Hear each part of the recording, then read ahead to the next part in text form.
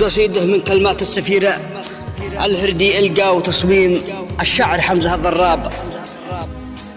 قال: ما زال ناجي علي في عصرنا مذكور، وقصته من زمان للآن مشهورة. ما زال ناجي علي في عصرنا مذكور، وقصته من زمان للآن مشهورة.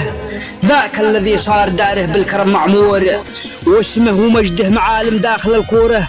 رمز القبل ذي نوخ المجد له مجبور، واستاذ علمي وضع للعرف صبوره. أول من اللي خرج بالقبيلة منصور، وله شهادة بها دبلوم ودكتوره. تاريخه أصبح على صدر الزمن محفور.